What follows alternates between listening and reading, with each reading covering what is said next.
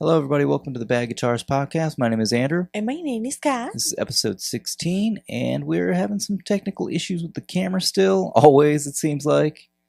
I guess so. We're trying out some new stuff. RJ kind of gave us some tips and hints on the setting up the camera. For those that don't know, RJ is the new, producer for 60 Cycle Hum. He does a lot of their Instagram shorts, Instagram Reels and YouTube Shorts. So he's kind of been giving us some guidelines on how to set up our camera a little bit better, and hopefully those tips work out with the space that we're using. So, for those watching the video version, you might see some glitches here and there with the autofocus, which you probably have come to expect with this show. But we got some new stuff. We got some stuff that we definitely missed from a couple weeks back. Okay. And then a lot of gear news. Reverb put out their list of top-selling gear. You talked to me about that today. Yeah, and some of that stuff I was actually surprised by. So we'll go through that a little bit. And I'm sure we'll go in more depth on that maybe next week when we do the our own top of the year, whatever countdown we're going to do, 20, 10, whatever. Maybe we'll each pick some gear to talk about. So let's start with one that we really missed. Ooh, I feel bad for this one because we're always on top of the summer school electronics stuff. Oh, no. We missed his Black Friday release. I know I had it written down, but the day that we did the Black Friday episode, I must have skipped right over it when I was loading everything up on the computer. I feel bad. If you're watching, we're sorry. I'm sorry. So the Germanium Edition Science Fair, $199. Looks like he's still running it right now. So that's pretty cool. So $199. 2024's Black Friday releases here. The Germanium Edition Science Fair. This pedal takes our most popular pedal and puts it in a special twist. I totally read that wrong. Puts a special twist on it. Combines the Lab Rat and Test Tube Screamer. So this is his take on the Rat and the Tube Screamer in one enclosure. So yeah, this is his most popular pedal. He's been making this for, I don't know, I want to say like a year and a half, 2 years now. Oh. I could be wrong on the time frame there. But this one's like definitely a really popular pedal. I believe this is also one that he customizes. I don't know if you can get custom artwork for this particular one, but you do get special artwork on this edition. So it's a blackout. What do you call that? Is that like like notebook paper? The background. It's like it looks like a notebook. Yeah. So it's like notebook paper. You get the regular Rat on there, but he's holding a germanium diode. So that's pretty cool. They also have the T-shirt. Oh, they do have the Science Fair T-shirt. Yeah. And then they have Science Fair. Was that a pedal? The regular pedal? Yeah, it's the regular version. Oh. So regular version, $164. So, you know, that's fair pricing. Yeah. More than fair. I mean, if you're putting germanium diodes in it. Does it say exactly which ones he's using? Yep. 1N34A germanium diodes. Got to get those germaniums before they disappear. Now that China is not giving us germanium anymore. No, they're going to be readily available for a long time. So dramatic about that. There are so many germanium diodes here in the United States or currently in countries that are willing to sell them to the United States. Yeah. There's also, I don't know if it's opened yet, the giant semiconductor factory that they were building here in Arizona. I don't know. Really? Where? North Phoenix. I didn't even know what was happening right now. Massive facility that they've been building. I don't know if it's opened yet. They started this project like 3 or 4 years ago. Huh. Okay. Yeah, so we're going to be building that stuff domestically. Okay. But yeah, I just feel bad because I can't believe we didn't cover this, and then I saw him do another post on it, and I was like, oh man, how did we... I knew about this and just didn't... I don't know. He still has one of my favorite pedals. Which one? The one that is yellow, though. The extra credit boost? I think that's the name. I think it's the yellow one, yeah. I don't know. I think that's the name, but I really love the way that pedal looks. This one? Oh, yeah. Yeah, it's also available in orange. Boost. Yeah. We talk about so many pedals all the time that it's hard to keep track of what every but single I do company remember, makes. like from summer school. Yeah. Like I at least I remember how it looks. Yeah. Like the one that I like. Yeah, I mean, he's got a very It's consistent really aesthetic specific. between his pedals. So Mark, if you're watching, sorry we missed that. So let's move on. This is another one that we missed. I believe this was another Black Friday release. Okay. Or no, I think it came out on December 2nd. And if I'm correct, there was only 100 of these made. So What this is the that? Lollar pickups. Every once in a while they'll put out a pedal. So Lollar put out the Lollar Fuzz. This was a limited run of 100. Come in a nice wood box. They're sold out already, as far as I'm aware. Like I said, this came out on the 2nd. This is over a week later by the time we're recording this. Okay. $299 was the price. Now I have Reverb loaded up here of all the people already reselling them. $299 was the price? Yeah, so dude, there's people reselling that for $800. No, that's the overdrive. God. Yeah, but even that is insane. Why? So they even have this one listed. Lollar Fuzz number 16 of 100. $450 in the used market. $425 for another one. Okay. $540. $399. Now, who bought this a week ago? Other than flippers that already have this on, like who bought this and decided like, it's not for me. I'm gonna list it for sale at an incredibly unfair price. They probably weren't even thinking about like this is for me or this is not for me. They just knew that this was something that he was gonna sell. It's got to be a flipping situation. Now, I could see on the other hand when this kind of release happens where it's super limited runs that you try to sell yours used, but then you see these other ones listed. Like, let's say you just really didn't like it. Okay. It's something that, is a special run, so you perhaps might not be able to return it. Then you see this used market and you're like, oh, well, I was just going to list mine for $299 because that's what I paid. But then you see these people selling theirs for, $540. You're like, oh, I can get more. So then you become a flipper unintentionally. Why was it a $100 run? Well, I mean, they're a pickup company. It's probably hard for them to put a large run of pedals in production. They're a boutique pedal company or pickup company. So I just think that's insane. I mean, we're going to see a lot of that with these things that came out, these Black Friday releases and stuff that came out around this time, or even these special holiday editions. We're gonna see a lot of this in the next month. It just makes me sad. It is sad because this is, I'm sure this is an amazing pedal. But it's like, let's see if there's anything that shows the inside of this. People make so much effort making these pedals, and then there's this whole other market of people just using them to resell them. Yeah, and serial numbers are like hand stamped in the enclosure. Oh man. Let's see. Here's the description here. Based on the overwhelmingly positive reception of the limited release that we did for the Lollar Overdrive pedal last year, we decided to do it again. Well, this time we went with a fuzz circuit. Based on the hugely popular Electro Harmonix Big Muff. So it's a Big Muff's Ram head. I cannot talk today. A Ram's head Big Muff. Okay. Let's see. Yeah, it's just talking about just different artists that have used it. Fukushima. Let's talk about that real quick. Okay, so the Lollar Fuzz was designed and built to our exact specifications by our friend Kajiro Fukushima. Who's that? At KGR Harmony in Japan. It's just somebody they partnered with in Japan. So it's just talking about different artists that have used it, like David Gilmour, Jay Mascis with Giant Dinosaur Jr. So we don't need to talk about what a Big Muff does, but it is an artisan cast iron enclosure using the traditional Japanese Nanbu Teki method at Oitomi Toneworks. Ironworks, I said Toneworks. Ironworks in Japan's. Anyways, it's cast iron made in Japan, so that's what makes it so expensive. But still, these flippers, man. I mean, I could see this appreciating in value. You hold on to it for a year or two. I'm sure it could go up to the value of $450 a year or two.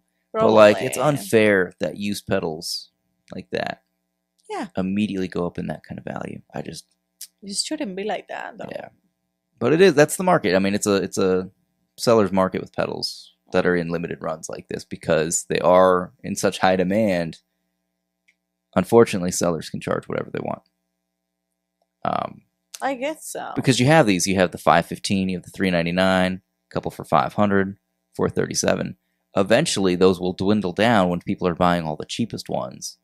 If yours is the last one available and you're charging $600 for it, then you're never going to sell it. Well, no, somebody that wants it. If it's the only one available for sale and somebody really wants it, they'll either make you a fair offer or what they think is fair, or they will pay your price.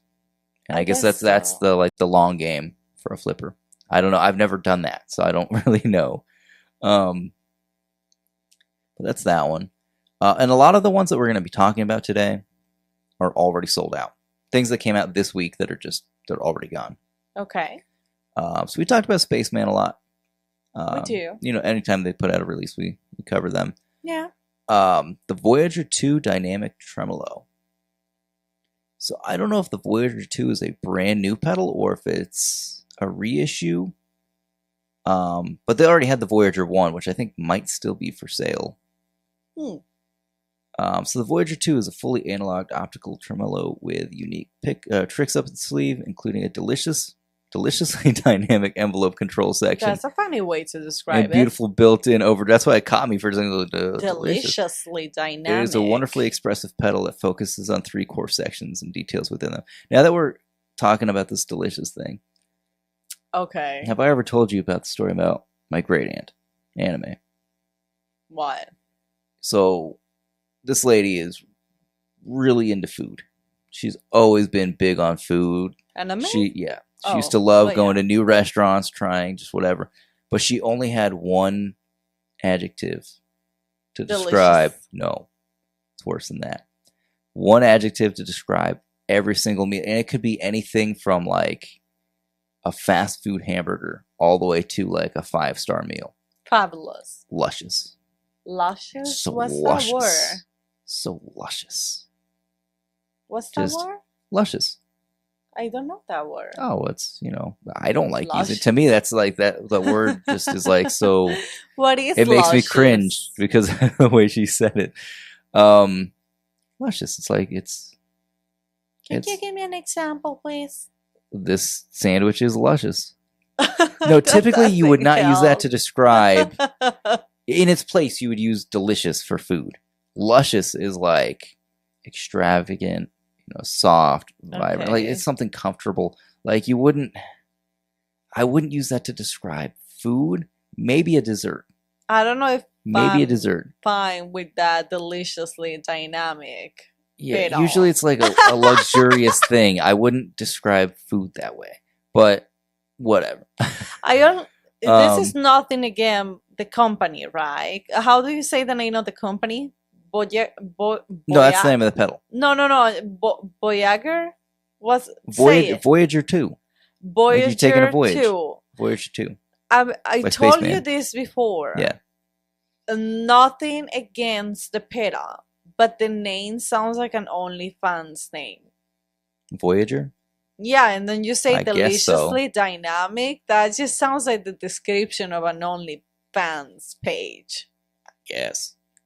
Anyway. It sounds like it. Moving on. Sonic perfection with its gain and level controls, the Voyager 2 delivers everything from transparent unity gain to perfectly voiced powerful boost to the sweetest organic overdrive you've ever heard in a tremolo pedal, or perhaps any pedal. We think the overdrive is so special we've included a secondary foot switch to start and stop the tremolo so you can use it independently. Now that's cool. So it's not just a tremolo, it has a separate overdrive section. Let's look at these knobs real quick. So speed, strength, envelope, filter, and it looks like the drive section is level and gain. You get triangle and square wave. It's just a flip switch, and then frequency and fade. So let's see what that does. You see anything that talks about dynamic expression? Okay, fade mode. Tremolo fades out harder the harder you play. Fades back in with a gentle attack. In frequency mode, it speeds up as you play and slows back down with a softer touch. Okay. You know, I just... oh my gosh, it went out of my mind. Oh, I just saw something to describe this pedal. Yeah. That goes with the theme of OnlyFans. Okay. Naughty. Naughty? Yeah. I wouldn't describe this pedal as naughty. I wouldn't describe it as deliciously. Well, it's hard for companies to write copy on pedals without them just sounding like the same old thing over and over. You have to stand out, you know? Yeah. Oh, well, you can say this naughty sounding deliciously effect. I don't know. I feel like if you're using naughty to describe a pedal, it's got to be like a fuzz, like a really like crazy like really fuzz. naughty. Like, yeah. Huh. Like just a fuzz that can do some like weird growling stuff. I guess so. Anyway. Yeah, so it's a tremolo and overdrive. Here it says released in 2014. The Voyager 1 was the first dynamic tremolo pedal on the planet. Oh. Ooh. With a feel and response yet unmatched. The Voyager 2 includes an expanded envelope sensitivity range, along with additional upgrades. Anyway, so this thing is sold out. I don't know how many they made. I don't know why you read the descriptions like that. What? Like you start reading the descriptions and you're like, so anyway, is a pedal, is a tremolo. Because we have so much to try to cover, and you know, we just went into like 10 minutes talking about the last pedal. I guess so. Anyway, $399. It's already sold out. It looks like they made them in possibly a couple different colors. It looks like white, black, and probably their typical blue, I would imagine. Yeah, it looks like white, black, and blue, as they always do. Okay. As always, it looks like a cool, you know, space-themed pedal. They keep a consistent, they do keep it consistent aesthetic. Every one of theirs has that nice faceplate on it. So I'm curious to see what these are going to flip for. If these are $399 new, I'm not even gonna go to Reverb to look. Okay. But yeah, this came out, I believe, this week, and it's already gone. Because I saw some articles as early as 2 days ago, or as recent as 2 days ago. So I don't know if that's when it came out, but let's skip ahead a little bit. Okay. There's another one I believe is already sold out. In fact, I tried to click on the product page for it, and it said there were 0 listings available because it's Earthquaker Devices put out the Hoof 20th year anniversary. Now, it sucks because I did get some screenshots on my phone thinking, oh, this is going to sell out quick and I'm not going to be able to find it later. But there is an article about it on Reverb. This is sold exclusively through their Reverb shop, Earthquakers. Was this the one that was 1,000, like 1,000 pedals? Was a run of 1,000? No. No, that was the dirt transmitter. That was a dirt transmitter. This one was actually a limited 400 units. Oh man, yeah, that went quick then. Because I think this came out on Tuesday. That was exclusive to River too. Dang. What is today? The 13th. So the 10th. This came out on the 10th. Yeah, it's the 13th. Yeah. So to celebrate 2 decades of excellent boutique pedal creation out of Akron, Ohio, Earthquaker Devices is releasing a very limited 20th anniversary special run of their first ever pedal, the Hoof Fuzz. Yeah, this is the pedal that like launched their company. They are doing a lot of things exclusively on Reverb, though. They are, like the Dirt Transmitter reissue that they put out earlier this year. That was 1,000 units, I think, and that was straight through Reverb. Which, when we get to it later, I believe that was one of their top-selling pedals this year.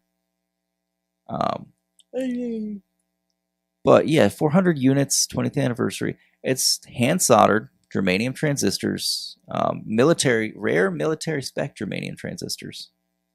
That's the original one. And it's 3 knobs. The current Hoof is 4 knobs. I believe you have an added mid-control on the current one. Wooden box. You get some nice stickers. It looks like a metal pin. But yeah, this is the pedal that launched them into existence. Really? I believe, I probably have the story wrong, but I believe Jamie Stillman was the guitar tech for Dan Auerbach of the Black Keys for a while. Okay. And Dan wanted something special, so he built, his take on a big muff, like a Russian big muff. So the hoof was born. Oh, do you see what he says? What? The some lucky buyers got a package that comes with a special fancy doodle inside that illustrates a scene from Earthquaker's 20-year history. That is cool. That is really cool. Now, I've had a number of Earthquaker pedals over the years. I've never been lucky enough to have one that has a doodle on the inside. Really? Yeah. I've known people that have had them. I've seen plenty of people post about them online. I've never been lucky enough to get one. I know when they do Earthquaker Day every year, their big event. Okay. They usually have somebody there at a booth, like the lady that does all the art. That's really cool. She does the doodles there in person for people. But yeah, I've never been lucky enough to get one. Huh.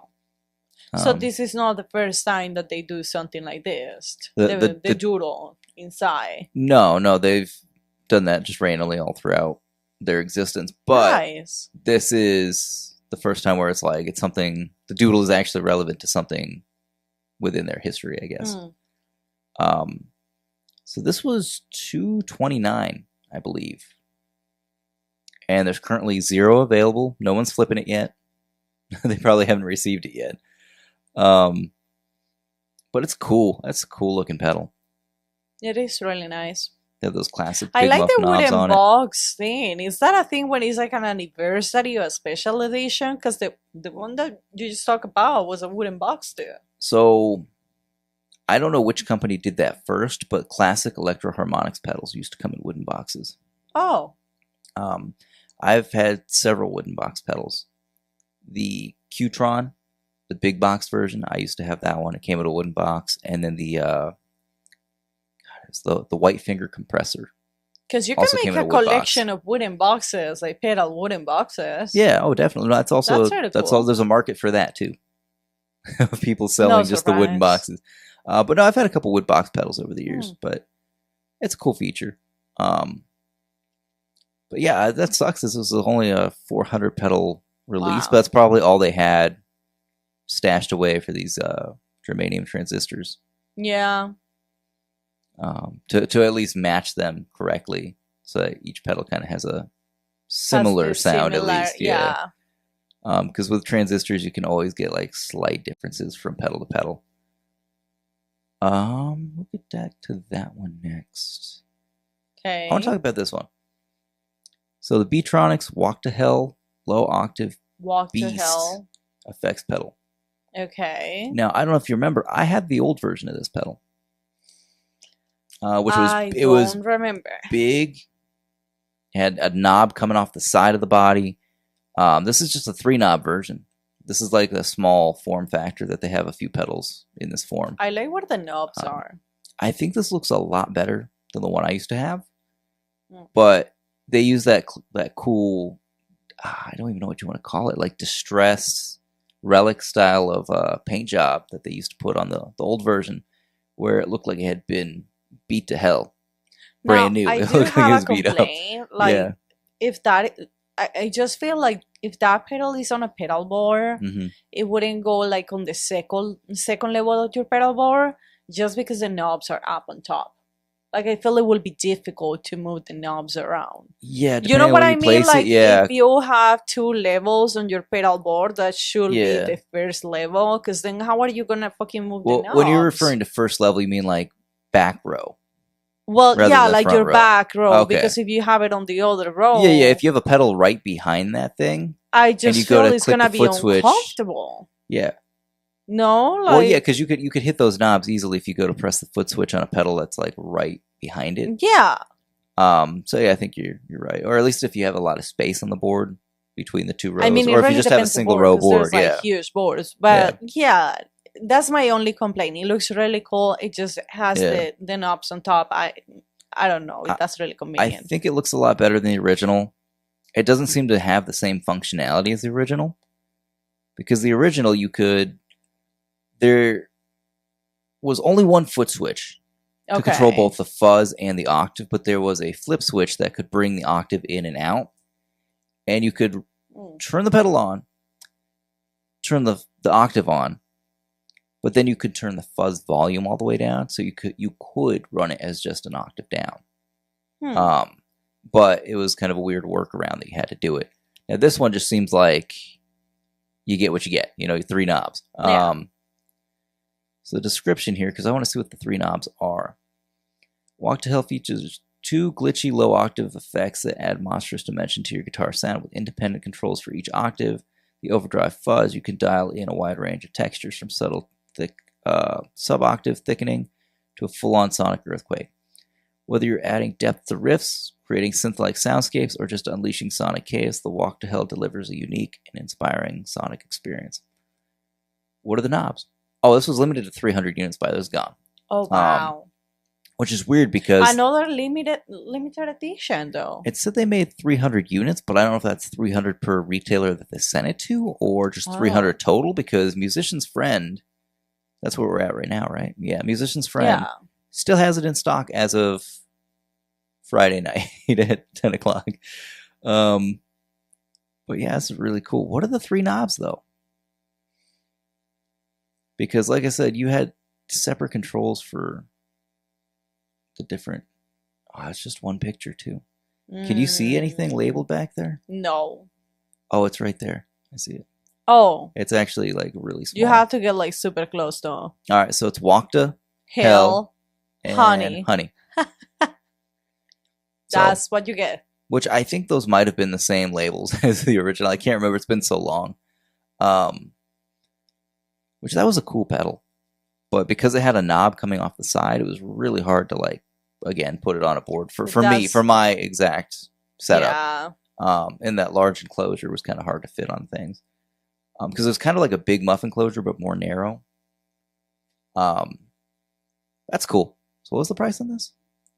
$150. I mean, it's not bad. If you guys are watching this or listening to this shortly after we post it and it's still available, like, you should jump on it. You don't know when this will be back, if ever. But yeah, that just looks so much better than the original. They both look good, but something about this I really like. Okay. Oh, I just saw it just there. There's already people flipping that one too. Let's do the Heatseeker from Crazy Tube Circuits. Now, I saw this advertised as Angus Young's Tone in a Box. I don't know if this was them advertising it that way, or if that was like a pedal demo guy that did that. But looks like there's already a handful of demos out there. Bunch of them. You There's got Andy a Guitar lot Geek. of demos of that specific pedal you're looking at right now. A lot of people are saying Ultimate ACDC in a box. It looks like Evantic did one. Well, you should say the name of the pedal, because we're just saying that there's a bunch of demos. Did I not say it? I don't think so. I thought I said Heatseeker. Oh, you did? Yeah. I wasn't putting attention. You even got, Andy I Martin. was just looking at Andy on that video. Well, you got both Andys doing their demos of it. A lot of demos. Wow. They must have sent these out to a lot of people. Who's that guy? Which guy? Keep going. That one. Which one? The Plexi This Super CM 800. That's Andy the Guitar Geek. Oh! Yeah, I've shown you his videos. So many Andys. So many Andys. So classic wireless system meets 3 iconic tube amps. From its inception and invention in the mid-70s, this wireless system has been the secret recipe to major rock stars' rigs. The magic ingredient lies within its analog preamp / tone enhancer circuit that expands dynamic response and harmonics of any signal that goes through it. So wait, this is a pedal model after a wireless system? That's what it says. Now let's look more into this. We've ensured enough percussive attack to spice up your tone. Besides boosting the signal, the preamp tightens the lower frequencies and significantly accentuates mid-frequencies and dynamic expansion. What else does it do, though? All right, setting it around 10 o'clock is a good starting point to add some sparkle. Max it out and bring it back to life. So this dynamic expansion enhance knob almost seems like a like a sonic maximizer style effect where just like it makes everything a little bit better. Why does Like- it say do not plug higher than 9 VDC power supply? Oh, because it seems to be a trend of people doing this lately. It's always been a thing of people accidentally doing Why? this, but there seems to be a trend of people thinking if they run their pedals, we just went out of focus again. If they run their pedals above 9 Okay. volts, that it'll somehow, especially like drive pedals, it'll make it sound better or give them more headroom. But you can only do that with pedals that are labeled that it is okay to do so. What happens if you use one that is not okay to, though? You You blow it burn up. the pedal? Yeah, you burn the pedal out. Mm. So some pedals will say like 9 to 18 volts. Or that one that we talked about Oh. last week. I can't remember what pedal we talked about last week on the show. Where it said something like, oh, the anything power supply. Where like you could plug literally anything into it and it would work. Mm. But I don't remember what pedal that was. I don't know. All right, it Okay. says our WOS wall of sound circuit opens up the sound stage by increasing output and adding thundering lows and dense high mids. Imagine standing in front of a wall loaded with tube amp heads and 4x12 speaker cabinets, grabbing your guitar and hitting a chord. You'll be blown away by the massive sound projection. As with all of our dual drive pedals, a passive effects loop gives you the option to connect your beloved pedals between the two sections or use them as a completely separate effect, building your ideal rig. 279. 279 euros. I So don't we're know looking how at much around 300 is bucks. that. It's around 300. I think it's 299 bucks. I have to check that out. Ships within 1 to 2 weeks. At least this one does not look like it's a limited release. This looks like it's here to stay. So essentially, it's a preamp, it's an overdrive, it's distortion, it's an enhancer. 293. 293. Okay, yeah, just Yeah. under 300. Yeah. So this is pretty cool. I guess this is supposed to closely recreate a Plexi, a Super Bass, a JCM 800 all at the same time. So like classic Marshall amps. But whatever that wireless system they were talking about, they utilize the preamp section out of that as your enhancer. So that's pretty cool. That's not that expensive for the kind of pedal. For that what it does, is. it's a 2-in-1. Crazy Tube Circuits always has like really cool pedals. Which I feel like I say that about every single pedal we cover. You say but, that about everything. but no, they're big on like they make the unobtainium, which is really cool. Okay. Let's see what else they got that I've That seen. space charge looks really nice. I don't Which know what one? it does. It just looks nice. A space charge, yeah. So they got a good lineup. Hmm. But yeah, they've got 2 different versions of the unobtainium. I can't even. I keep trying to talk today, and it's just not working. So it looks like that's one that came out this week. Okay. Let's go to another already sold out one. What's that? This pedal, you're not going to believe, or maybe you will. $549. That's expensive. Mm-hmm. But that looks like when my chair is light up. Hold on. Oh man. Oh, wait, do you have the light up shirt on? We're so out of focus right now. Look, everybody. Well, that's going to set us out of focus for sure. Well, I don't know if people can see my. Did it only light up once? There you go. I don't know if people can I don't know. see it. I can't even see it. Okay, Yeah. you're all lit up. That's definitely You sending us see? out of focus. That pedal that you're about to talk looks like my chair. Yeah. So for There. those listening on the audio version, Kat is wearing a Peanuts sweater with Christmas lights on it that light up. So this is the Empress Effects Okay. Zoya 10K. So this is them celebrating the fact that they have sold 10,000 units of this pedal. Okay. It also comes with limited edition T-shirts designed by Oh. their friend Cuckoo. No idea. I don't know who anybody is anymore. The Zoya 10K is a celebration milestone, 10,000 Zoya units. So this is a special limited edition beige finish and striking blue OLED screen. The Zoya is more than a pedal. It's an entire modular effects environment letting you create custom sounds from effects and synthesizer utilities in a compact and powerful stomp box. Now, the original version of this, I guess this might just be a special edition color then? It doesn't God, seem like it has I'm any gonna be new honest features. with you. Yeah. That has just so many different buttons and Mm-hmm. tabs and shit. I'm so confused about that. Now, I remember just don't know what on that is about. on 60 Cycle Hum, not 60 Cycle Hum, the JHS show, sorry. It was over a year ago probably now. Nick and Addison, back when Addison was on that show, they covered this pedal. Okay. And it does just a lot. I look at the icons on this thing. You got like floppy disks. You got, looks like a cube, an eyeball, a star, a trash can. Like, you know, you got all these different things. I don't know what they do. Like, it's good that it includes a screen so you can kind of figure out what you're doing, but I don't know. It's just it's like triggering me. It's just a little bit overwhelming to me. It's too much. Now, their release video for this also said, like, it had a voiceover that was like, there will be a learning curve or something. Like, something along those lines. Like, you will have to learn to use this thing. You can't just dive into it like you have to learn how to wouldn't think use it. so. So the key features, which, again, I don't think this is anything new versus the other one, but if you haven't heard of this pedal, we'll just talk about it quickly. So 90 plus modules and growing, including over 20 pre-built effects. OLED screen for easy editing.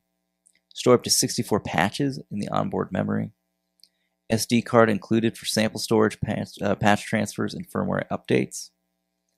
1/4-inch control port accepts MIDI, expression pedal, control voltage, and external switch inputs. So if you have a MIDI setup, I mean, I could see this being an ideal effect for your synthesizers or your guitar synth rig. Okay. We don't need to go into the specs of the processor or anything. It's tall. This is a tall pedal. It's like a full computer in this thing. But yeah, it's sold out already. I mean, yeah. Is there like a specific group of people that will buy this, or do you think like everyone will just buy this kind of pedal? I don't know, because they've sold over 10,000. So it's just so difficult. Again, for someone like me who's more like simple, which I kind of am too. Really, really overwhelming. Yeah, like I just feel like if you buy something like that and I try it out, like I wouldn't be able to. Well, it's definitely one where you're going to be diving into a bunch of different menus. If you were to use this pedal live, you would have to have all your stuff pre-programmed before you got to the show. Like, you'd have to have everything preset into different patches and different banks, and just get all your presets ready to go, so you can just go from one song to the next, or different sections within a song.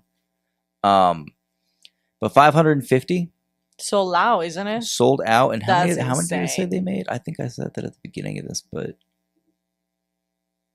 did I say how many of these they made? I don't know. I mean, you say it's a celebration to 10K, but yeah, but I don't know. Wow, I'm drawn. Oh, okay, only 500 units worldwide. So we know for sure they've sold over 10,500 Zoyas. But I've seen a few different people do demos of this, and it's it sounds amazing. But I just couldn't figure that out. I know I couldn't. But I hope that those that bought these intend to keep them, intend to use them, and put them to good use. Because I'm sure you could do a lot of stuff with these. In comparison, the only other thing I can really think that's out there that's similar to this exact concept is the hologram Chroma console. I don't remember. Or even their Microcosm. I think Microcosm might be their bigger one.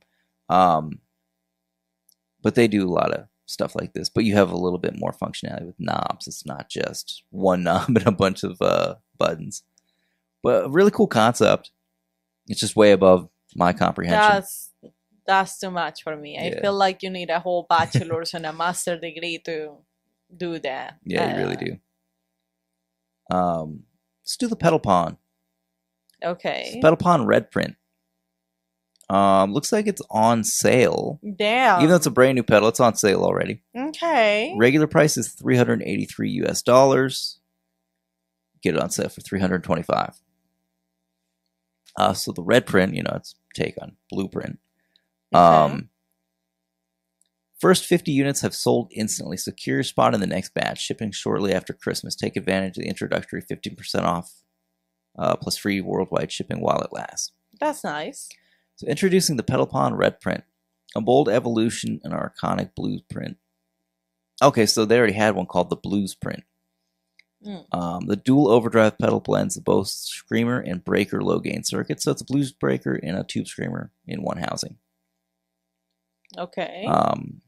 Which is not a new concept. There's been tons of people that have put both of those circuits together. Does it give you the option to switch back and forth between which one is first? Switch between two distinct overdrive characters. That it is there. But where does it say you can switch? Oh, internal. A, B, B, A, or so. That kind of sucks that it's not an external switch, though. Because if you have certain uses, let's say you're like writing an album or just jamming with friends and you want to swap it back and forth, like, I don't know. Yeah. I always like to have everything outside. I don't like internal trim pots. I don't like internal switches. Sometimes it's necessary because there's not enough room on the outside, but look at this enclosure. There's plenty of room for a switch. But again, that's them if that's what they want to do. I mean, they make great overdrives, good fuzz pedals. And Pedalpon, like everything they do is kind of like blues oriented. Okay. So I think a lot of the blues guys, they'll just set it how they want, and that's probably how they will always use it, on their board, playing live. Like they don't want to be bending down, flipping switches. They just want to have it set, turn on one side when you need it, turn on the other side when you need it, turn on both when you need to get, a really dirty solo. Does it say which style tube screamer? Nah. Trying to read through it, but I don't know. Another description that it sounds like OnlyFans. It says, we added muscle. The RedPrint spans everything from vintage warm blues tones to over-the-top creamy rock territory. Those guitar buzzwords. Creamy rock territory. Yeah. That sounds sexual. Did we cover? I think we covered that in the very first episode when I was just talking to you about like the basic terminology of pedals, like creamy. Let me talk about this creamy, delicious, transparent. Pedal. There's all the buzzwords and stuff. Yeah, I think we covered that in the first episode. Just kind of catching you up on those. There's still some that I see for the first time. I'm like, is that really like the right way to describe something? Well, if you want a creamy rock pedal, then go ahead and buy this pedal. No, creamy. I understand creamy. To somebody what does creamy mean? To somebody from an outside perspective that doesn't play guitar and hasn't like been familiar with like sounds. Creamy? Yeah. You're like, I'm not familiar with sounds. I am familiar with sounds. I just don't say, that song sounds creamy. It's like a smooth. Creamy. I'm going to use another word to describe like a smooth, buttery sound. Sure. Yeah, it's creamy. Okay. It's not crunchy. It's creamy. Oh, that's actually I think, a good description. So crunchy is where it's a little bit more aggressive. Creamy is where it's like a little heavier, but it's smooth. So think of it like peanut butter. Your overdrives can be creamy. They can be crunchy. Okay, sure. They can be anything in between. Sure thing. Yeah. Whatever you say. I'm saying it. Okay, it's just creamy. Yeah. Anyway. That's no surprise that this sold out in its first batch, especially with like a sale introductory price. Now I think $383 as a permanent price. That's where you're hitting the range of like the brown protein. You're hitting all the classic 2-in-1s that are out there right now. Even like King of Tone territory. Okay. Obviously, you don't want to wait on the King of Tone wait list, maybe. I mean, maybe you do. But we've talked about this before with Analog Man. Like, the King of Tone wait list. I think right now it sits at, like, if you were to get on the list today, it's like 6 or 7 years long. Oh. Now, Analog Mike, he's not young. You know, he's got to be in his mid to late 50s at this point, and he's been doing this for a long time. I wouldn't want to gamble jumping on the wait list past a certain time, certain year, because you never know when he's going to just finally... You're already assuming that the guy is going to die? No, I'm not saying die. You never know when he's going to be like, hey, I'm just ready to retire. Like, I'm ready to just let the company... Because I don't know if the company's going to go on without him. Okay. Or if his plan is just like, hey, once I'm done, Analog Man is no more. Which I wonder that about a lot of these pedal companies, where it's, you know, what's going to happen to your JHSs and your Wamplers and, you know, your Keeleys. Well, that's different because he has family members that work there. So Keeley will live on, I'm sure. Going. Yeah, but like, when the company is named after the person that founded it, do you keep it going after they pass away? I guess. Or retire? I mean, it really depends on who's in charge after. Yeah. So that was the RedPrint. Okay. Cool. This is one I'm kind of excited about this release. I don't know. Are you excited about the release, or you're excited about the price? Well, I thought this was the permanent price, but now I'm seeing that it's a brand new release, but it's on sale as well. So this is the TC Electronic Plethora X1. Now, I've already seen people kind of fighting about this. Why? Because it doesn't have the features that everybody wants.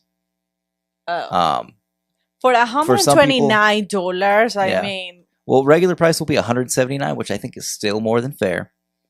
So TC Electronic has had the Plethora line for a while. They've got the X3 and the X5. So X3, kind of self-explanatory, but for those that don't know, X3 gives you 3 foot switches, 3 independent screens, each with an effect that you can assign to them. So that's the X3, X5, 5 foot switches, 5 effects. So the X1 is a compact version where you just get 1 effect at a time, but let's see exactly how many you get in here. So TC Electronic uses their TonePrint technology, where you import the sounds through an app. So essentially, it's just like pedals like the HX1, Zoom multi-effect pedals, or something even as simple as the Electro Harmonix Mod 11, which I had at one point. I don't know if you remember that one. Yeah. Where I did not like that one because there were so many dual function. We've talked about this a bunch too. The dual functionality buttons and foot switch, jumping around where you can't just easily plug in and play and dial in a sound. There were like hidden menus and stuff. So I liked the sounds in the Mod 11, but I didn't like that feature. That like something like that could have benefited from a screen like this one has, where you can really tell what you're doing. I mean, then you're not gonna like this one, because this one has 14 different tone print effects. See, that's in one space. See, this is where you have to use it in with the app, the TonePrint app, which for me, I think what I was seeing online in different like Facebook groups and stuff is people are either gonna love this or hate this, or there's people that have no interest in it whatsoever. But like those that are interested in this style of pedal, the multi-effect, I think this is the most functional, smallest footprint pedal on the market. Now, people are complaining it doesn't have MIDI in and out. It doesn't have an expression control jack. You don't have any of that stuff. It's just a stripped down 4-knob pedal. You get a flip switch in the center. It is stereo. You have stereo in and out. But I think that's the complaint that people are having, that think it's not enough features. But it's, dude, look at the price. Like, I mean, that's really cheap. I think you're getting your money's worth for sure. But does it say, like, the TonePrint library? I'm guessing it's everything that's in there. Space to hold up to 14 effects across its 7 dual slot. Okay, so it's 14 different effects and not just 14 variations of one effect. It offers plenty of space to keep virtually any sound on hand with maximum space efficiency. Wow. Efficiency. Out of the box, it comes with 7 ready-to-play TonePrints. The Hall of Fame 2, Flashback 2, Subbing Up, Corona Chorus, Vicious Vibe, or Viscous Vibe, it's not vicious, Quintessence, and Pipeline. So those are classic pedals, which kind of makes it seem like those pedals are now obsolete. If you buy this, why would you buy those?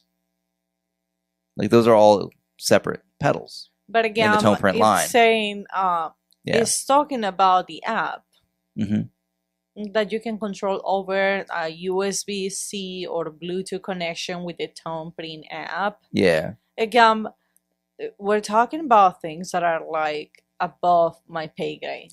This is just enough. This is just An complicated. Nah. See, I don't like that idea of I'm using sorry. an app to control a pedal, but it is just simple enough that I could figure it out. Now, I'm not saying I want this, but I'm saying, like, I think it's a really handy idea. I mean, If you're limited on space on your pedal board, or you're trying to keep a small pedal board, or even if you have a large one but you have limited space, and you want something that could do more than just one effect, this might be the way to go. Now, people are going to argue that the HX1 is the way to go, but that's almost twice the size of this pedal. So that's, I mean, I don't know. The HX1 has a lot more functionality to it for sure. But I just feel like they knew who their target audience is with this pedal. Well, yeah. And those people are going to want it.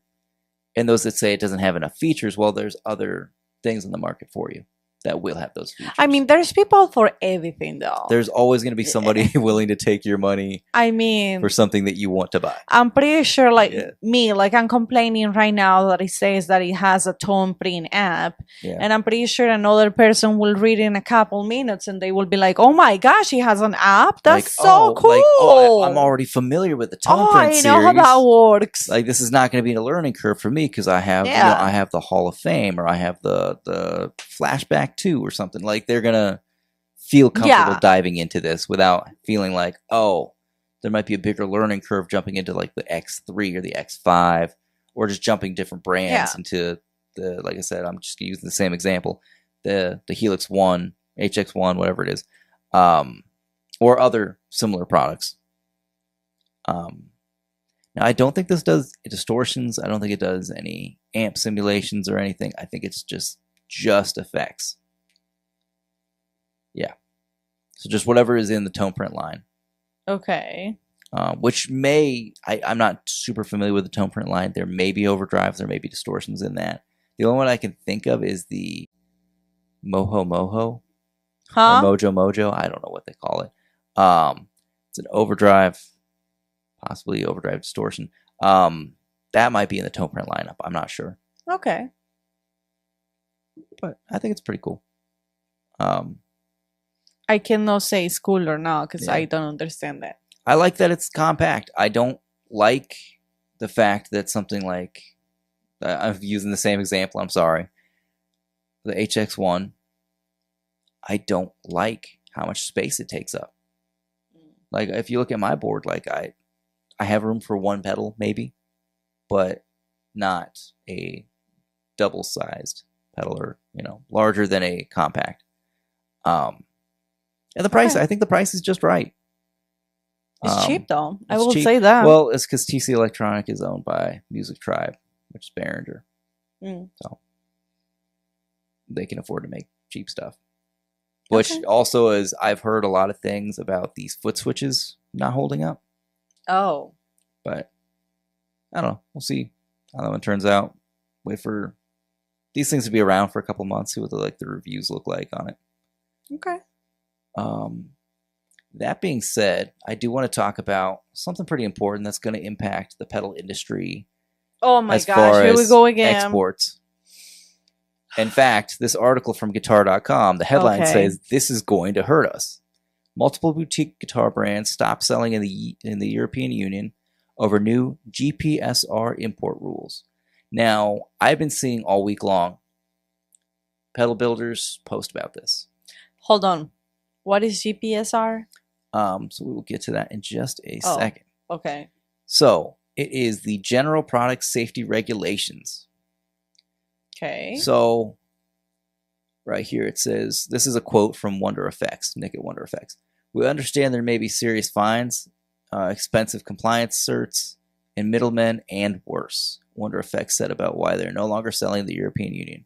Now, a lot of these builders have been putting this out this week that, hey, sorry, moving forward, we can't do this for now until we figure out representation. Oh. So, dive into this a little bit more. I'm not going to read the whole article in this, but essentially to ship to the European Union, it's going to cost a lot more money because there's new regulations they need to follow. And I believe part of that regulation is that non-food goods, there's new requirements that have to have a person of contact in the country they're shipping it to. Which, these small boutique builders, they don't have a way of establishing, representation there in that country. Like, I think what's going to end up having to happen is a lot of these small boutique businesses are going to have to band together to try to pay to establish some kind of centralized representation that's going to represent all of them and be able to accept the goods into those countries. Oh man, that follow went the into regulations effect today. Yeah, that sucks. On December 13. Mm-hmm. So I don't know. It says U.S. boutique pedal company Land Devices, for example, has deposited European units until further notice. While Black Mass Electronics posted an impassioned statement to its Instagram stories, they say, the fines are insanely high. The cost of compliance is equally high, the statement read. No one is going to be able to ship to the EU without paying a liaison to represent your business in the EU. Until we find out more information about how this will be enforced, we got to shut it down. Oh, that sucks. It says we sell a lot to the European Union. We've always been in compliance. We have even collected VAT, duties, and customs charges. So a lot of pedal companies, they'll do free international shipping with a certain dollar amount, or if free shipping on whatever. Yeah. And they will they'll pay the VAT fees and stuff to export. And it just seems like it's not realistic for these companies to possibly continue business with countries in the European Union. Like, you're talking about like Wonder Effects. I mean, you got one-man operations and stuff that do well. They do great business, but this is going to hurt all of them.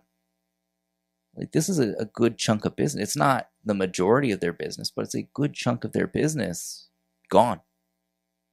And unfortunately, we might see some companies that might not be able to survive their already tight margins now being shrunk.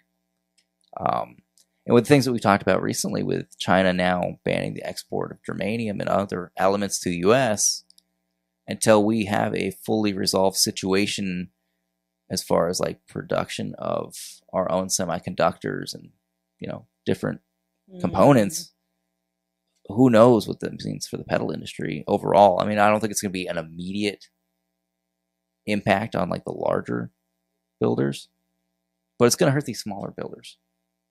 I mean, US is such a big country that, I mean, obviously they are going to lose a lot of business, but I think they are going to have a lot of people buying here, like locally, but it's just difficult though. And they already had that law that went into effect, what was it, like 2-3 months ago now, where they're not able to ship certain, they already were not allowed to send certain products to the EU. I can't remember. I think it was cadmium. Oh. The element cadmium it's found in like photocells and stuff, and in certain components and pedals. So people like Chase Bliss, that was like a third of their lineup, they could no longer sell to the European Union. They couldn't ship it to Europe at all, which made them kind of rethink what they were going to sell overall. Like, let's just change up our whole lineup so everyone can enjoy it. But now with this new thing going into effect, it's like, they might as well just continue with the way they were producing things. I don't know. But that's, it just sucks. Like small builders and stuff, like they're always facing challenges. I know. And it's just like, it just keeps getting harder. Which again, this is why we never got our pedal company even started. We got the website, we bought the domain, we bought everything to get it ready to go, and But it's just so hard though. It was once it came time to source the parts. Yeah. To actually produce things, we knew we were going to take a huge loss that we couldn't afford right at the beginning. Yeah. So for those that made it off the ground and they're a couple years into this thing now, or even a decade into it, it just sucks. It sucks to see these guys, especially when in the time that we've been doing this show, it's only been 3 months that we've been doing this show. We've already made friends with these people. We've already had good conversations with them. You already had conversations. They're friends to the show. But, this just sucks. It sucks to see. But on a brighter note, let's talk about the best-selling stuff on Reverb. Wow, that's really messed up. That's not a good transition, but... That's really messed up. You went from where small pedal builders are not going to be able to sell to the EU anymore. On a more bright note, but they can still sell on Reverb.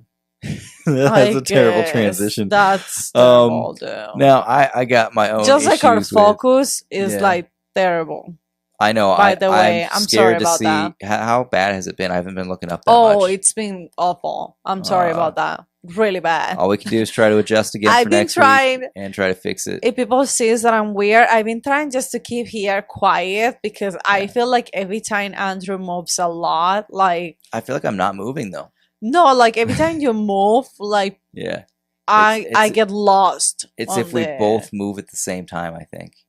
And you're doing a lot of hand motions. I don't know if that's doing it. I'm doing that now, but I've been here all quiet, just not trying to move so it doesn't go out of focus. I'm just trying to... I'm sorry about that. We'll get it dialed in. It's just, I think our lighting situation is better now. That was a big issue for a while, but I think, I don't know. Well, I don't know. Because RJ helped us figure out the frame rate that we need to be and the shutter speed and all that, but now it's just a matter of it's autofocus thing. I just have to turn that off altogether and just do manual focus. Probably. Anyway, the best-selling effects pedals on 2024. So I sold 2 pedals this week on Reverb. Yeah. Since I've got the Super Bass from Keeley, which I've come to realize is more like a modified version of their Super Fat mod, which is already a modified version of a Blues Driver circuit. It really functions as if they voiced the Super Fat mod off of a Marshall rather than a Fender. That's kind of my approach to it now. So I sold my Blues Driver, which I already was having issues with. We talked about that a few episodes back. That it wasn't working for me the way that my first one did a decade ago. So second time I sold a Blues Driver. Which sucks because after shipping was kind of insane too. Oh, there we go, out of focus again. Yeah. So shipping at the post office was closed when we got there. Yeah. Which was weird. It was 4 o'clock. Our post office is always closed. It's supposed to be closed at 5 o'clock. Literally. And it was closed at 4. We live it's actually 3:45 in a really small town. Yeah. Well, yeah, a really small town. And every time we try to go to the post office after 3:30 p.m., it's closed. Yeah. So it's always, what is it, UPS? Yeah, we opted for UPS. There's not even an actual FedEx location here. There are FedEx drop-off locations, but we don't have a FedEx store. So we went over to UPS, shipped a Blues Driver, didn't even we had the Blues Driver in its box. Yeah. We didn't even ship it in a bigger box with packing peanuts or bubble wrap like we usually would. We just opted to put that in a bubble mailer. Because that's what they had that was inexpensive. Yeah. And that alone was $15 when I've shipped pedals before for $7 or $8. So that was again a couple years back probably. But so $15, sold the thing for $75. I think after Reverb took their cut, we got like $45 out of that sale. That suck. And then I had somebody order my LPB1, which again, that's not an expensive pedal. I actually charge that. I don't like to charge the buyers for shipping for pedals. I don't like to. But I put $10 as the shipping. Somebody actually bought it, so it was like a $39. I think it was like $39 total. That we would have got from that before we took their cut. So probably like $34. I don't know. So I went to ship. We were about to ship it, and I looked at the shipping information, and on the receipt, the name was Captain Kirk. And obviously, that's not the name that's going to line up with their credit card information. Of course. Debit card information. Who did that? Now, I've had a lot of people, we talked about this in an earlier episode as well, and I keep saying that, but like we go back to a lot of previous topics. People keep trying to get me to ship Oh my gosh. things internationally, and I keep telling them no, but these profiles have like weird generic like stock photos as the profile picture. They have no ratings in their shop feedback. They have no items for sale. So it looks like they have no actual sales history. It just looks like a fake account, like a bot account. So I get enough of those all the time. But then Captain Kirk from Star Trek is trying to buy a pedal from me. So I canceled the order.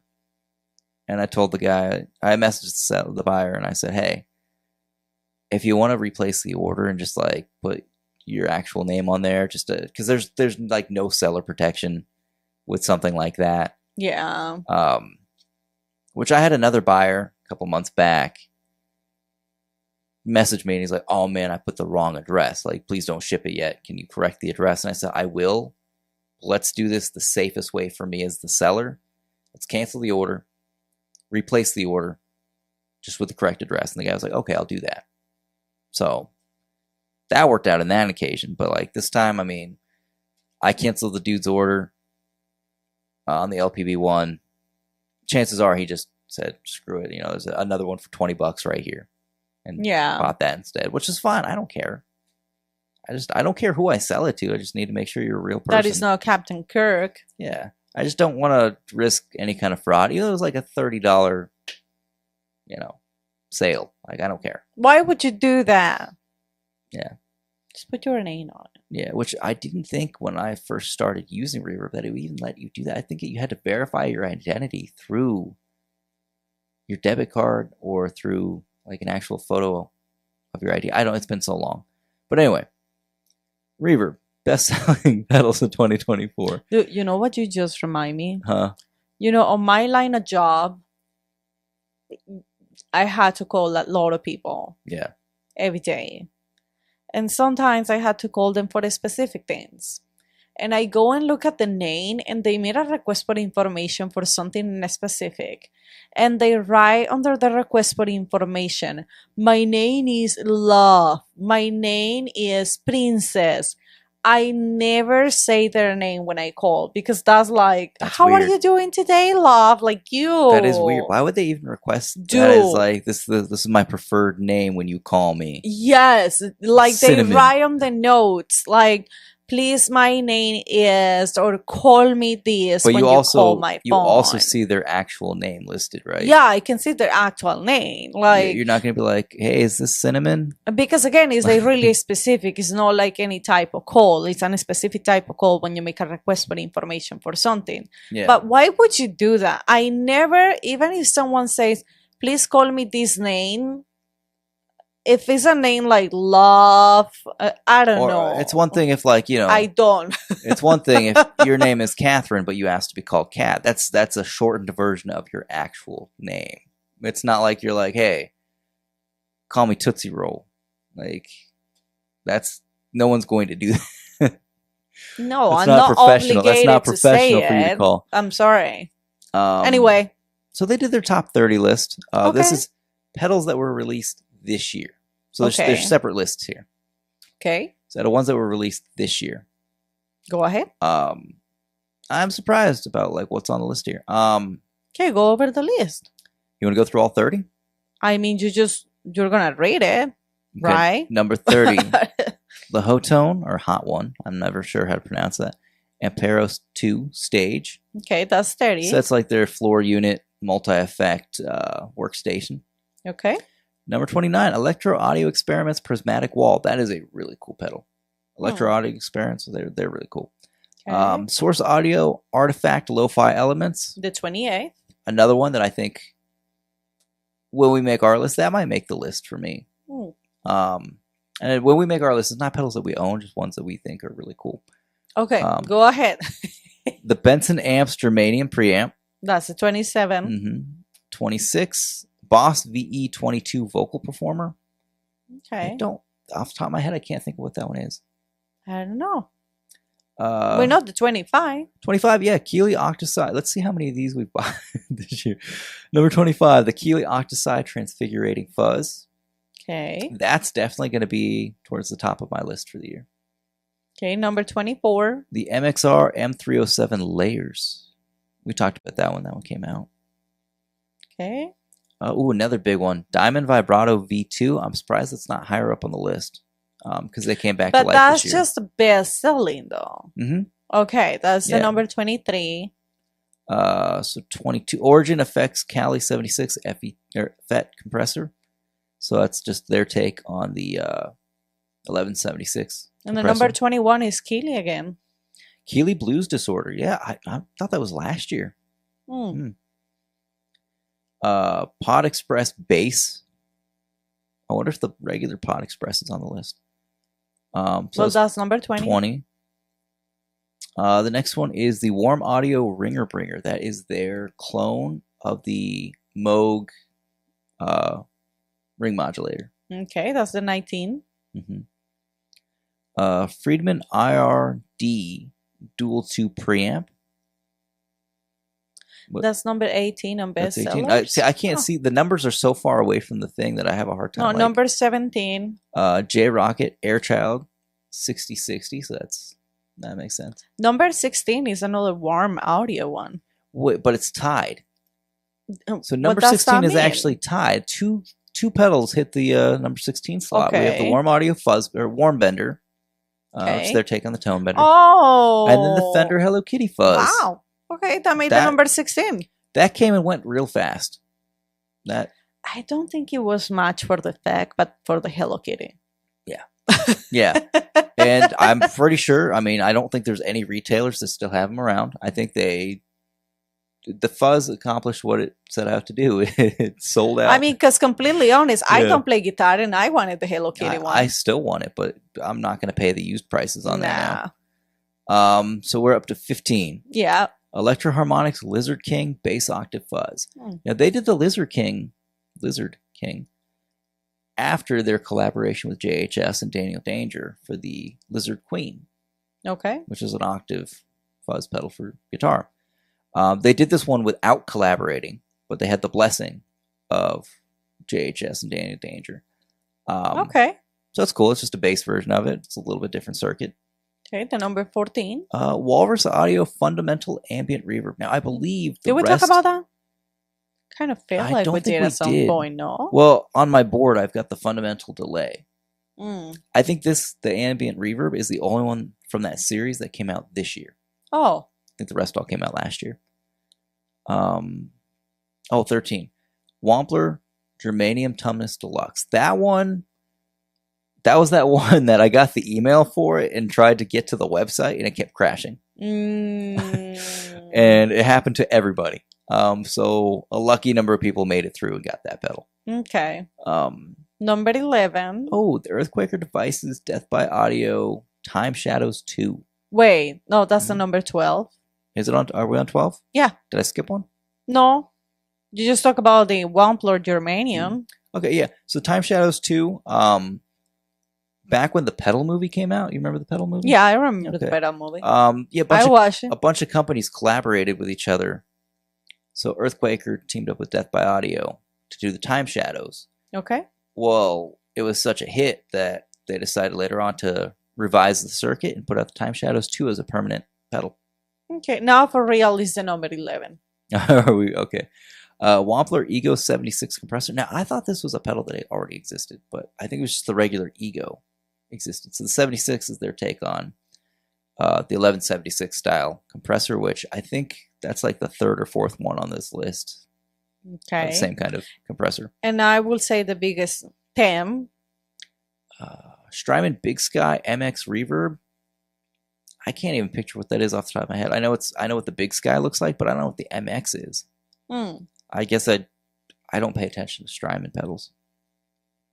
What number are we on? 9. MXR M309 Joshua Ambient Echo. So that's to get the they named it Joshua after Joshua Tree, the U2 album. Oh. It's supposed to capture the sound of the Edge's delay sound. You know, I was expecting to see the number 8 like higher on the list, or at least the company itself like higher on the list. Oh, is this their only ranking on the list? I don't see anything else JHS. That's crazy. Well, again, this is Reverb. This is Reverb, yeah. I was just expecting to see more JHS. Yeah, stuff? So at number I don't 8, know. we're at the hard drive from JHS, which I could see that being a solid number 8 though. Really? But But what about the Violet one? The like, Violet that one should be on the list. just came out though. Hard drive came out like 4 months ago. But it seems like the Violet's a popular less than a one. month, I think. It is very popular. It's selling like crazy on their website. It's selling like that from their retailers. And the color box, like the new edition of the color box, I will have expected to see I don't know if there. I don't know if it's listed through any retailers on Reverb. I mean, well, anyway, but it seems like JHS made it to number 8 of the most selling, the best selling effect pedals on 2024 on Reverb. Yeah. Hard drive's a cool pedal. It's not exactly like the Violet, but they have the same setup. That and the PG-14. Those 3 pedals are a really cool lineup. Like, it's almost like a category in itself within the JHS product line of those like 6-knob compact pedals that I'd really like to see them do one that's a fuzz. Maybe even use the same kind of mid control that they used for the Violet. That'd be really cool. Now number 7. Oh, okay. So I asked you about this when we did the bass one lower on the list. So it's the Line 6 Pod Express, the regular guitar one. Number 7. It's made out of plastic. That's my thought on it. Okay. What about the number 6? This is surprising to me. Because we talked about this for sure. The MXR Randy Rhoads Distortion Plus. How it just seemed kind of gimmicky because this came out and then like a week later, the Yngwie Malmsteen Overdrive came out. They're the same fucking pedal. Like, there's nothing special about the Randy Distortion Rhoads Plus. Distortion? Yeah, it's that one that had the polka dots all over it. And then like a week later, the Yngwie Malmsteen came out. Dude, Keeley made it to the number 5 on the list too. Yeah, so Keeley Muse Driver, Andy Timmons Overdrive. Now, I believe it is no longer called the Muse Driver though. Why did they change the name? I think somebody else had the rights to that name. Oh. So it's now called like the Mark II or something. The Mark II Driver. The Mark II Drive. Same pedal, just different name. Let's see. Oh, what's the number 4? Again. The Earthquaker Devices Blooms Low Signal Shredder. Now, for some reason, I thought that was last year also. Well, it was this year. Yeah. So that was early on, I think. And then they make it to number 3 too. Oh. Well, this one, though, this says something about the overall list to me. Okay, why? So number 3 on the list is the Earthquaker Devices Dirt Transmitter Fuzz Driver Legacy Reissue. This was a Reverb exclusive, and there were only, I believe, I could be wrong on this, 1,000 made. Was that the one that we're talking about? Mm-hmm. I think there were only 1,000. Now, I could be wrong. There could have been 5,000, but I think it was 1,000. I cannot remember. At a certain point, because you talk about pedals all the time. At a certain point, you were letting me know that there was this Earthquaker Devices pedal that was just sold through Reverb. That was like exclusively. That was like our 3rd episode. I think we covered that one. I don't know. I'm gonna say yes, but I don't remember. I mean, it was one of ours that didn't do very well. I know that. Okay, because our first couple weeks didn't. Okay, the number 2. But hold on. What? I just want to say real quick. So if there were only 1,000, if, it's just hypothetical because I don't know the actual numbers. If there were only 1,000 of these dirt transmitters made, that means everything below it on the list sold less than 1,000. So when you get down to this list of like 60, number 30. 30, the Hotone Ampero 2 stage, number 30 on the list, that might have only been like 200 units sold, you know. But Well, this is just Reverb this pricing. is just Reverb now. Are we down to 7 minutes left? Okay, number 2. Okay, number 2, Hologram Electronics Chroma Console. Okay, and the number 1. This one is no surprise. I think this is one of the biggest hits of the year for sure. The IK Multimedia Tone X1. You did Just a talk to stripped me down about version the of the Tone Tone X. X1. That one seems to be a hit. It seems to be outselling all the other compact IR pedals or amp sims. Seems like it's a really good pedal. Real quick though, this is in comparison to the best overall selling pedals of 2024. This is not. That was just new releases. Yeah, but the overall best-selling pedal. It's the ones you would always expect. Keeley's on the list a bunch of times. You got Strymon, MXR, Boss is all up and down that list. Like the top, we'll just do top 5. I mean, let's do top 10. oh my gosh, he keeps adding. He keeps adding. What were you gonna say? I was just gonna name the first one, but you're making it like 5, 10, 15. Because it's like the same, like 5 brands dominate the whole thing. So go ahead. We're gonna go over the 10. It's the ones you'd expect. 10, Proco Rap. Okay. IK Media. Tone Multimedia Tone X1. So that was 9. number 1 new pedal, but it's number 9 overall. Overall, the best selling Number ones. 8, Carbon Copy is always a big seller. Okay. 7 is your Boss TS1. No surprise there. Number 6, Digitech Drop. Didn't expect that to be that high on the list. Boss GE7 Equalizer. That's always a popular pedal. Number 5. Okay. Number 4, got the Boss TU3 Tuner. Okay. Which that's knocked the TU2 off the list completely. Number 3. Line 6 HX Stomp. It's always a big one the last few years. Now these next 2, no surprise whatsoever. Okay. The Boss BD2 Blues Driver. It's always going to be a big hit. It's never going to stop selling.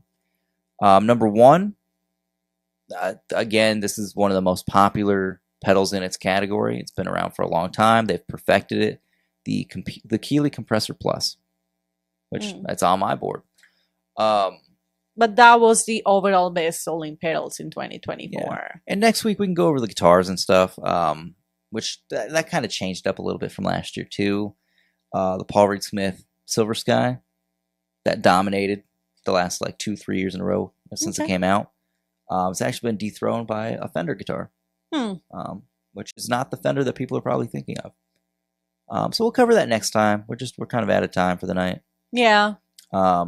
We took a lot today. That being said, if you stuck around through all our camera issues, or if you listened to the audio version, you didn't have any camera issues. Well, hopefully just the let me audio tell is good you, for you. you don't have any eye problems. You're no You're not experiencing going a blind. stroke. Yeah. It's just us. It's not a stroke. Don't go take an aspirin. It's just us. Yeah. But that's it. That's it. Any last words? I had Anything something to else say? to say. I can't remember what it was. You already forgot. If you like this episode, please feel free to subscribe.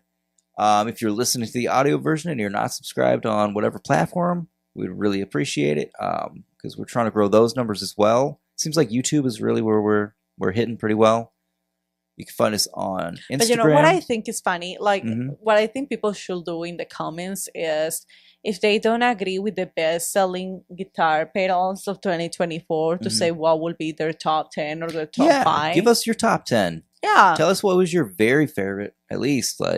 At least we can gather information to make our list based on other people's, list. And I've got something to say about that next week, too, because I posted a question in Pedalboards of Doom.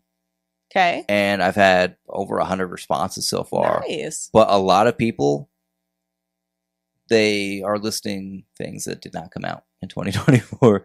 It's just things they bought in 2024. And I was like, okay, that's cool. But that's nice. That's not the topic we're going to cover in the podcast. So I'll have to sort through all that for next week. But yeah, I think next week we're just gonna wrap it up for the year. Probably take that last week of the year off. Yeah. But yeah, thanks for hanging in here. I said, please, if you haven't subscribed already, we'd really appreciate it, just to know we're hitting our audience, getting the right people that we want to, have listening to us and watching us. And share your list. Yeah, share your list. Okay. Yeah. Bye. Bye.